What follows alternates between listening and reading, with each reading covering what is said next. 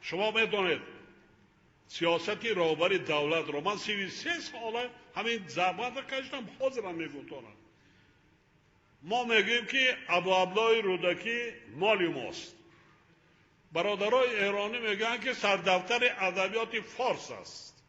ما خفه نمیشیم، بگذار باشه. ما میگیم که فردوسی مال ماست.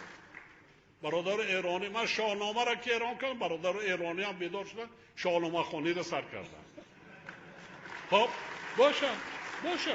ما سعدی و حافظ میگیم. یکی سعدی و حافظ مال کیست؟ مال ما مردم آریایی تبار، مردم فارسی زبان. بله. مولانا کیست؟ مولانا برای بشر ایجاد کرده است. برای یک ما و شما تنها نه، برای بشر. ایجاداتی او را کسی که اگر وی کرده باشه برای بشریت است. و یا کروش کبیر، اعلانیه کروش کبیر چی؟ این تاریخ تمدن یکی است.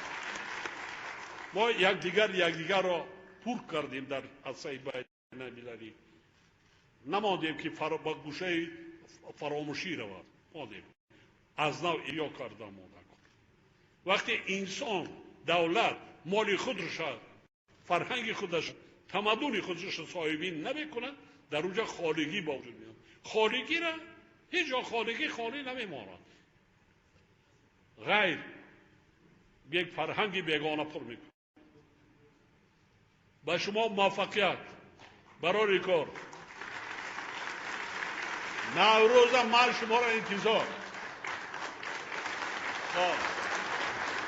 سرمایه نبیاره، من شما در سرمایه میتونم بیایم، من میتونم امروزی نبود. حالا یه شعرم از رودکی بخونم. اون بچگی یاد گرفتم، حالا همینجا یادم میگه بوی جوی مولیان آید همی، یاد یار مهربان آید همی، ریگ آموی و درشتی راه اوی، زیر پایم پرنیانت آید همی.